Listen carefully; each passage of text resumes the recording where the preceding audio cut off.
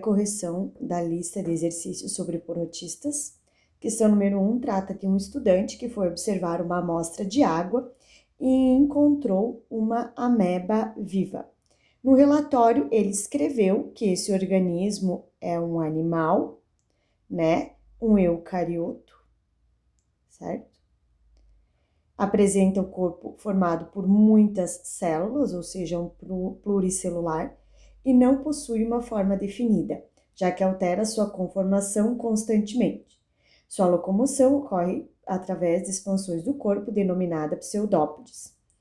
E aí está perguntando, né, se a descrição do aluno está correta ou não. Então, a ameba é um protista, né? Protistas não são animais, né? São protozoários. Reino protista, não é do reino animalia ou metazoa. É um eucarionte, então essa informação está correta, né? E os protistas, a ameba dentro dos protistas, ela é um protozoário e ela é unicelular, então ela não vai ser formada por muitas células, tá? Vai ser uma célula só. Então, né, a questão não está certa, certo? Ela está errada, pois a ameba não é um animal e ela é unicelular, tá? Então, resposta A de América. Número 2. Uma determinada moléstia pode causar lesões na mucosa, pele e cartilagens e é transmitida por um artrópode causada por um protozoário flagelado. O nome da doença, o artrópode transmissor e o agente causador são o que, né, respectivamente, tá?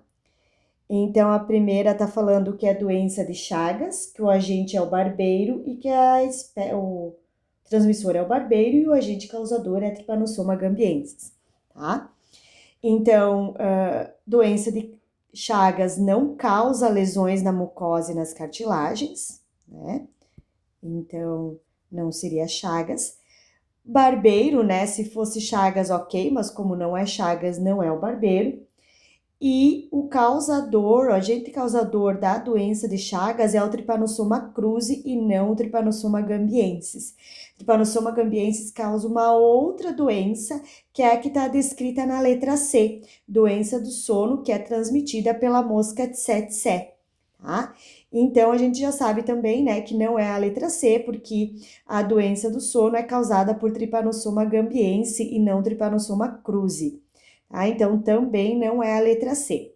Doença do sono, pessoal, não foi uma doença que a gente viu nas aulas, é uma doença endêmica, ela só acontece na África e ela é transmitida pela picada de uma mosca chamada tsetse.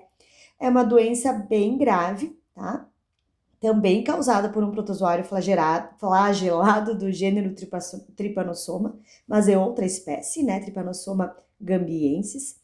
E é uma doença bem grave, a pessoa é contaminada, né? Vai para o sangue e depois passa pela membrana que protege o cérebro e chega ao sistema nervoso central, causando distúrbios, entre outras coisas, distúrbio do sono, tá? E por isso o nome doença do sono, tá? Então, a letra D de dado está falando de malária e malária não causa lesões nas mucosas, pele e cartilagens, né? Quem causa isso, né? No caso da úlcera de Bauru, principalmente na pele e nas mucosas, né? Externas, assim, é a úlcera de Bauru, né? Transmitida, então, pelo mosquito flebótomo ou mosquito palha, e o agente causador é a Leishmania brasiliensis, né? Então, nós vamos para a próxima questão, que é a número 3. A próxima questão fala sobre um surto de Chagas que aconteceu em 2005 na região litorânea de Santa Catarina, atingindo 23 pessoas e levando 3 à morte. Este fato, totalmente inesperado para uma área não endêmica da doença, dificultou inicialmente o diagnóstico por parte dos profissionais de saúde e chamou a atenção dos meios de comunicação, tendo uma grande repercussão em todo o país. A constatação da infecção natural pelo Trypanosoma cruzi em um gambá, vários exemplares de triatomídeos, confirmou a existência do ciclo de transmissão na região. Tá?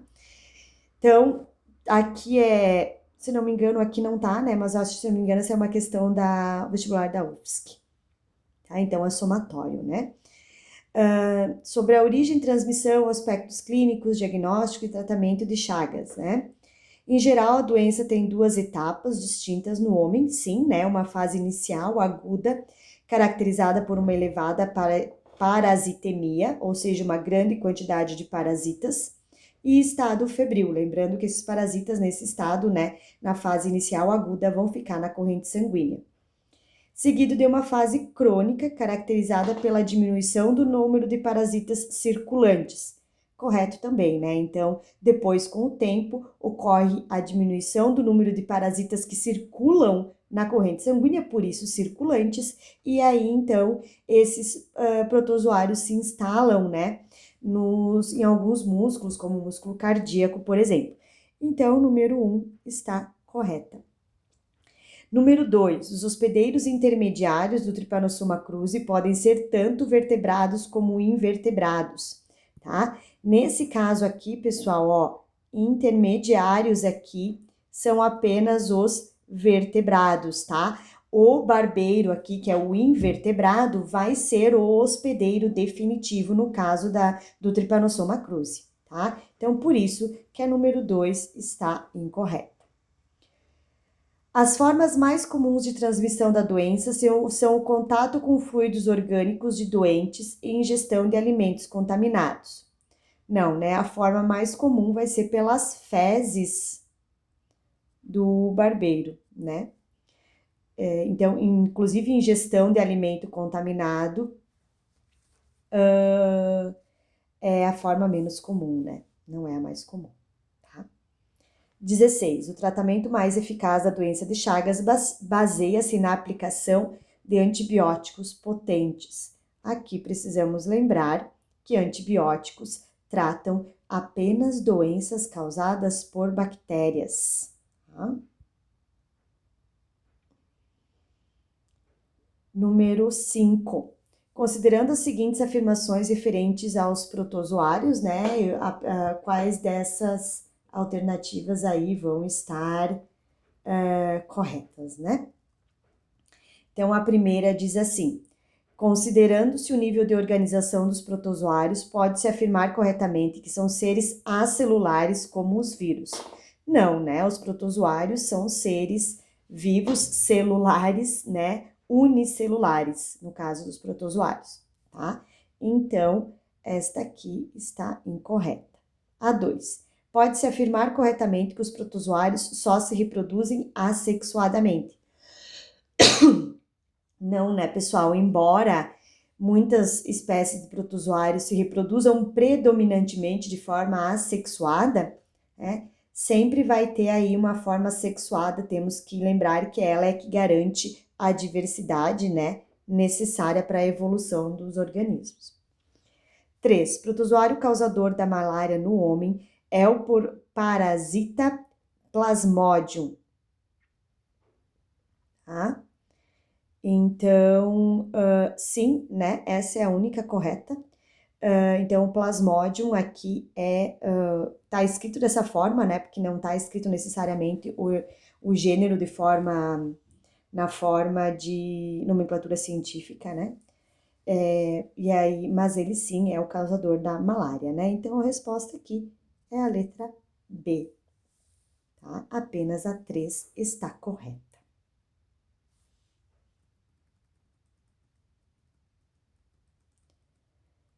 A número 6 é sobre o ciclo da malária, né? Então, fala que a malária é uma parasitose que afeta mais de 200 milhões de pessoas em todo o planeta, principalmente nas regiões tropicais.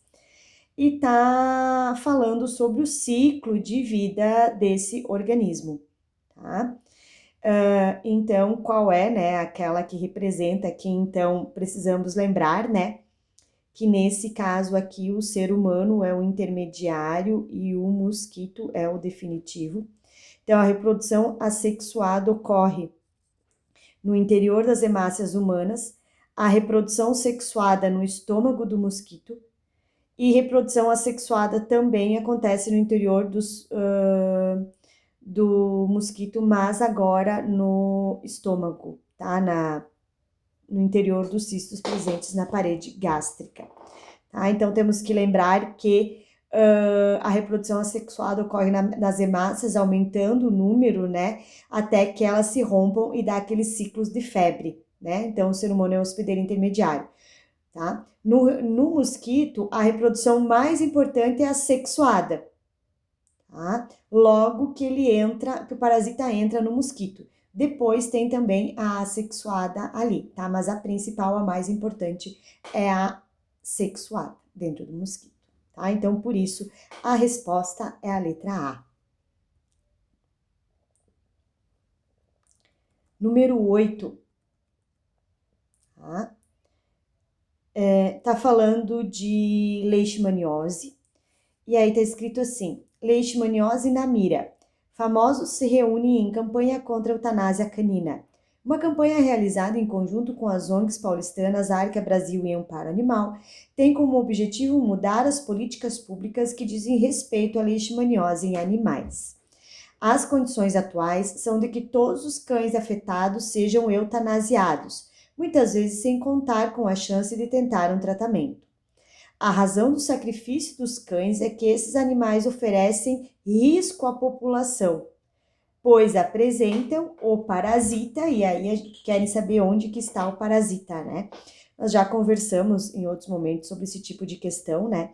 Sempre que eu tô falando, leishmaniose é uma doença transmitida por mosquito, né? E aí os cães, quando estão contaminados, o mosquito pica o cão e pode picar o ser humano e transmitir a doença para os seres humanos.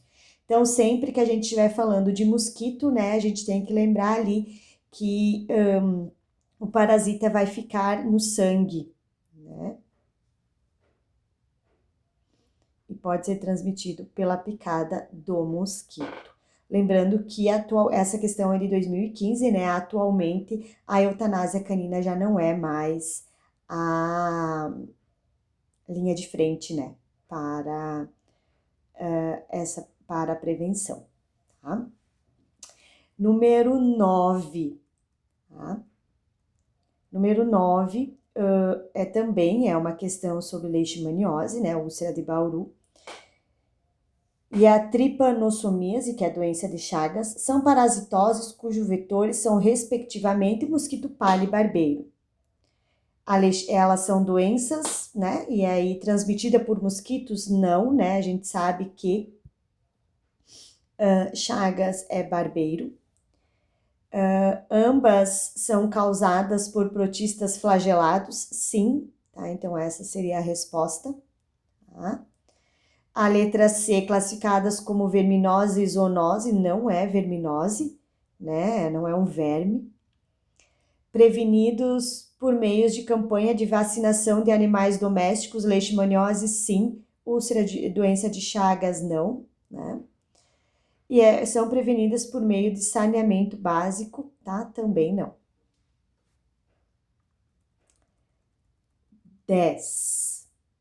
Vestibular da UFSC de 2018, tá? Então, em 2016, houve o registro de 2 casos em Santa Catarina de leishmaniose visceral humana, de pessoas que contraíram a doença em outros estados.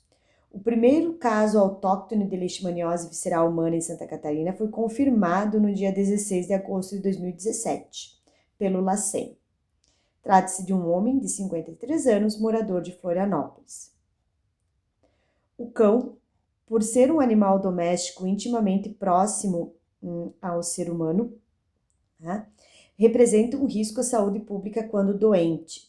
Até maio desse ano, Florianópolis havia identificado 17 cães com diagnóstico positivo para leishmaniose visceral, resultando em 5 eutanasiados, conforme informação do Centro de Controle de Zoonoses do município.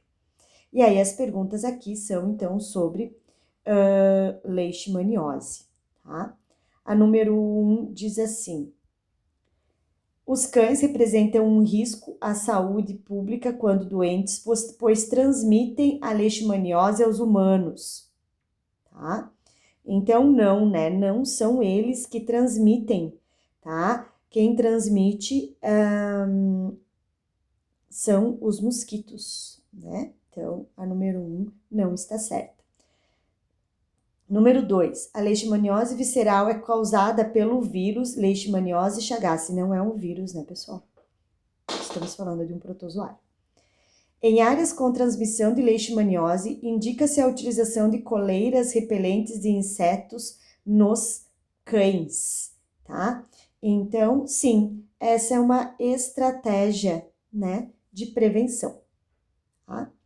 Deve-se ter cuidado ao descartar resíduos domésticos, a fim de não favorecer o crescimento populacional de mosquitos transmissores de doenças como leishmaniose, dengue e zika.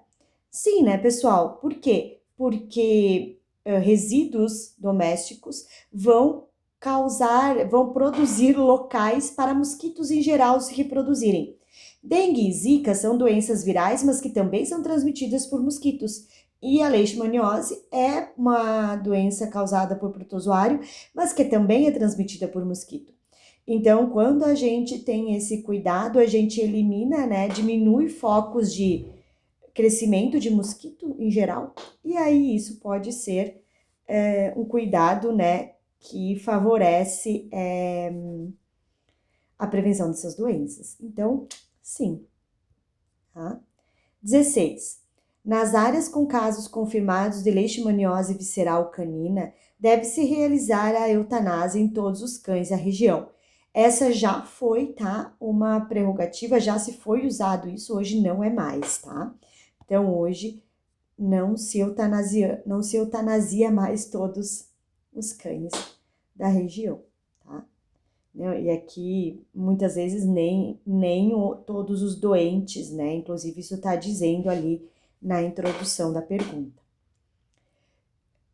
Já foi uma prerrogativa eutanasiar os que tinham leishmaniose. Hoje nem isso é mais, tá?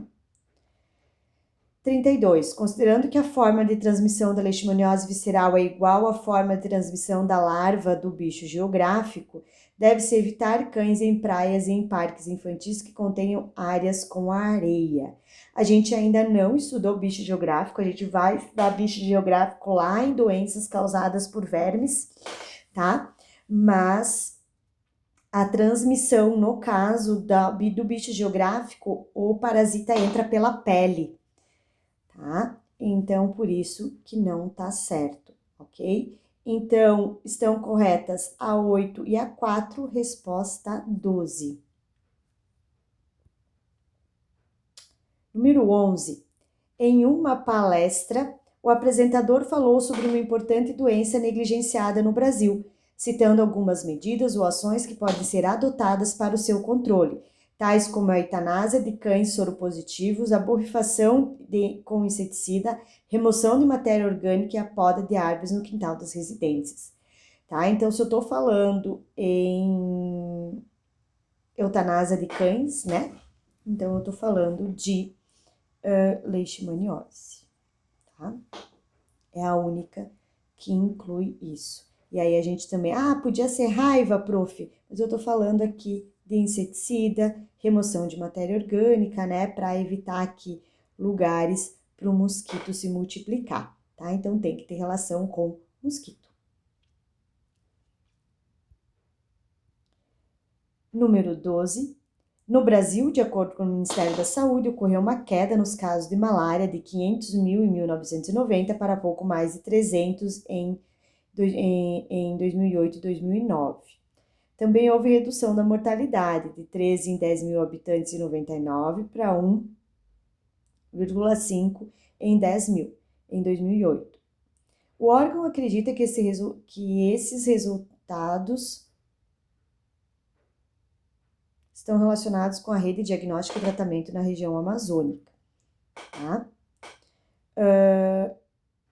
O diagnóstico da malária, causado pelo protozoário Plasmodium sp, descrito no texto, deve ser realizada pela identificação tá? Então, onde que eu vou identificar, né?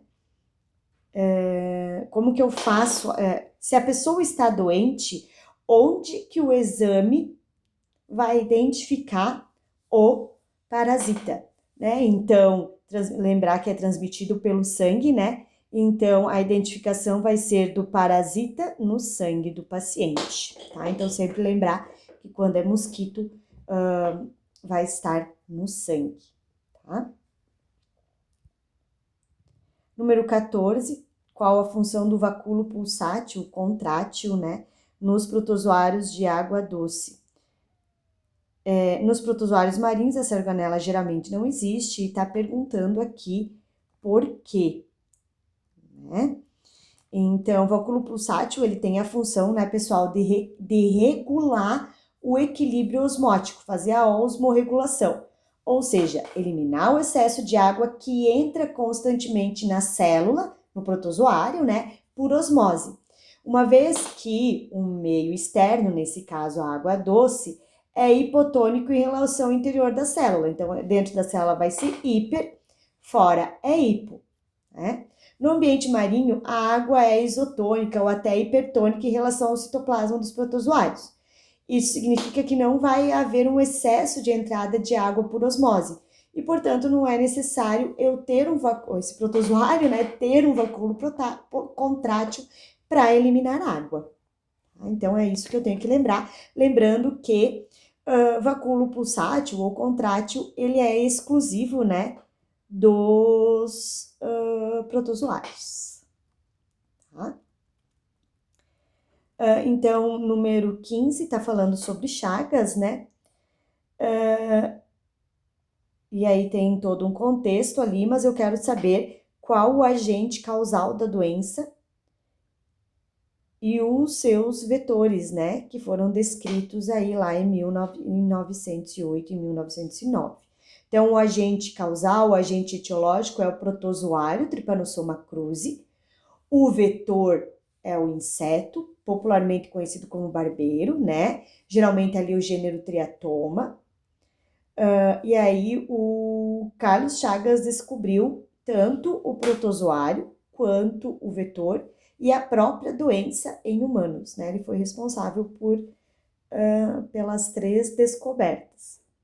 A letra B. Explique a forma de transmissão dessa doença para humanos descrita por Chagas. Então, o barbeiro, ele vai se alimentar do sangue do hospedeiro, né, picando ele, geralmente à noite. Durante ou depois da picada, ele aproveita e defeca próximo a esse local. E aí as fezes do inseto que contém o protozoário, né, o Trypanosoma cruzi, quando a pessoa coça o local da picada, permite que o protozoário penetre na pele ou na mucosa, né, iniciando a infecção. Então, é assim que o protozoário é transmitido entre o inseto, né, o barbeiro e o mamífero, no caso aqui de nosso interesse, o ser humano. Tá? Explique como o consumo de açaí ou de garapa pode transmitir essa parasitose. Como seria possível impedir essa via de transmissão ao consumir esses alimentos? Então, o consumo de açaí ou de garapa, né, que é caldo de cana, pode levar à transmissão da doença se esses alimentos forem contaminados por fezes ou partes do barbeiro infectado contendo Trypanosoma cruzi. Isso pode acontecer quando os insetos infectados são triturados junto com o alimento durante sua preparação, ou então esse alimento é armazenado, né, de forma inadequada, atraindo contaminantes e contaminando, né, com insetos vetores depois do seu processamento, tá? E aí, então, por isso é importante a gente aqui, prevenção, né, higienizar cuidadosamente os frutos do açaí antes de processar, evitar triturar frutos sem que tenha sido feita uma inspeção prévia, né? Utilizar boas práticas de fabricação, equipamentos limpos, protegidos contra o inseto, pasteurizar o alimento, né? Porque isso aquece ali o alimento e inativa o Trypanosoma cruzi, que impede a sua transmissão oral. Tá? Então, essas são prevenções dessa forma de transmissão.